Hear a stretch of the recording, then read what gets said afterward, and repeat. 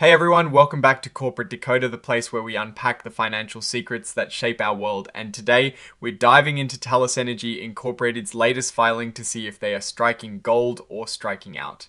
Before we dive in, make sure you are subscribed to Corporate Decoder, and if you like getting these insights early, join our Discord link down below. Today we are looking at a current report from Talos Energy Inc. These reports are like flashing red or green lights for investors showing big company changes or events that have just happened.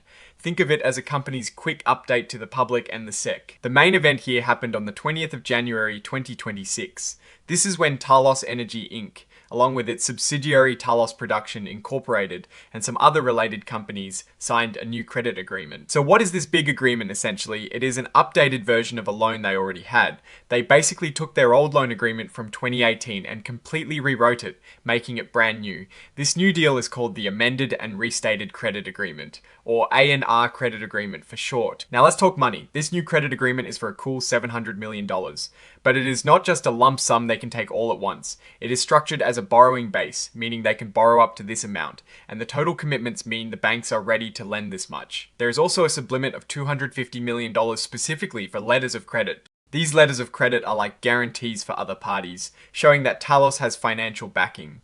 This borrowing base can change though at least twice a year depending on what the lenders think. When does this loan have to be paid back? The final date or maturity date is the 20th of January 2030. However, there is a catch. If they have certain other debts, specifically 9% senior secured notes due in February 2029, that are not fully paid off 91 days before their own maturity, then the credit agreement could mature earlier. On the 2nd of November 2028. This means if they can't clear those other debts on time, this new credit line will also need to be repaid sooner. Now for the cost of borrowing, Talos Production has a few options for how they want to pay interest. They can choose an alternate base rate, which is basically a standard interest rate tied to things like the prime rate or the federal funds rate, or they can choose rates based on SOFR, which stands for Secured Overnight Financing Rate. SOFR is a key benchmark interest rate that is widely used in financial markets as a replacement for LIBOR. They have options for both terms SOFR, which is a rate for a specific period like 1, 3, or 6 months, and daily simple SOFR, which is a rate that resets every day. The actual interest rate they pay will be this base rate plus an additional percentage called the applicable margin. This margin changes based on how much of the credit line they are actually using. They also have to pay a commitment fee on the part of the credit line they are not using. Like most big loan agreements, this one has standard stuff in it. There are conditions that must be met before they can borrow money, promises they are making about their business, and what happens if they don't follow the rules, which are called events of default. These are pretty typical for loans of this size and type. This new credit agreement also puts some significant restrictions on what Talos Energy and its subsidiaries can do. They can't just take on more debt without approval. They can't put liens, which are claims on their property, on their assets as easily. Paying dividends to shareholders or making other restricted payments like certain investments or selling off assets might also be limited. Merging with other companies or making major changes to the business will also have to be done very carefully, keeping these loan terms in mind. To keep lenders happy, Talos has to follow certain rules called covenants. One of the most important is their debt to earnings ratio. They have to make sure their total debt compared to their earnings before interest, taxes, depreciation, and amortization and exploration expenses, or EBITDAX, is no more than 3.00 to 1.00. This means for every dollar of EBITDAX they earn, they can't have more than $3 of debt.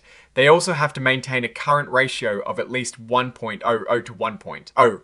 This ratio looks at their ability to pay off short-term debts with their short-term assets, and importantly, the unused part of this credit line is counted as a current asset. To back this big loan, the agreement is secured.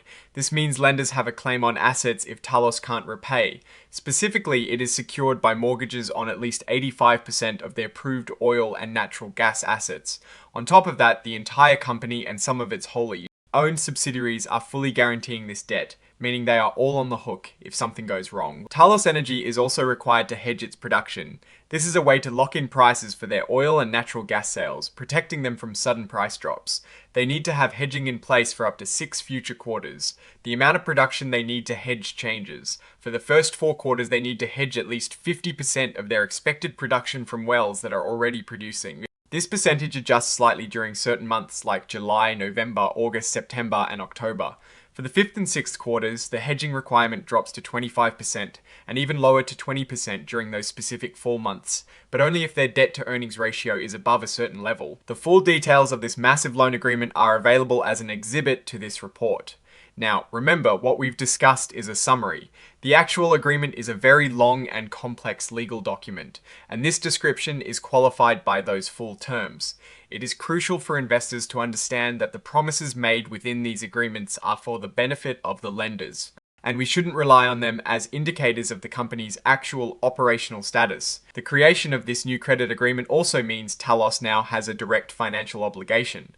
This is just a standard way to report when a company takes on significant new debt or financial commitments. On the 21st of January 2026, the day after the agreement, Talos Energy released a press announcement about this new credit deal.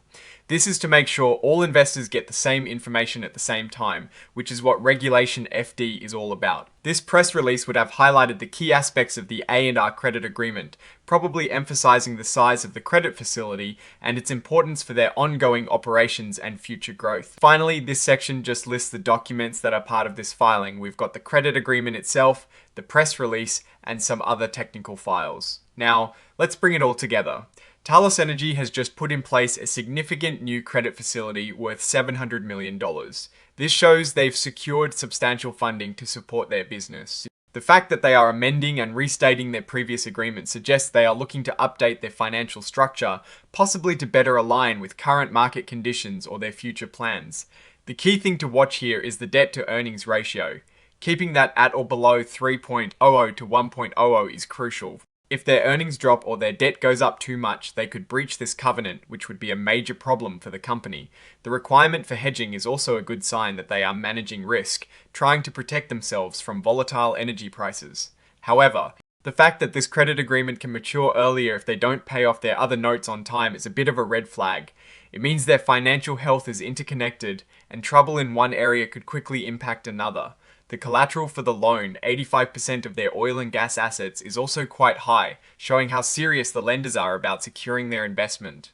Overall, Talos Energy seems to be taking steps to secure its financial future with this new credit agreement.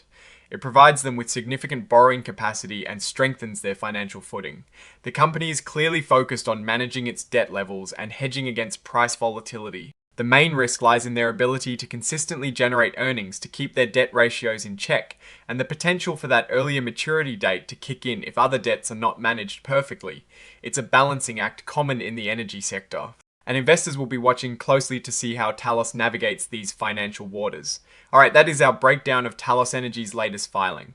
What is your take on these numbers and what they signal for the company's future? Drop your thoughts in the comments. If this analysis was valuable, hitting that like button really helps, and subscribe for more deep dives. Don't forget to check out the Discord in the description. Thanks for watching. See you next time.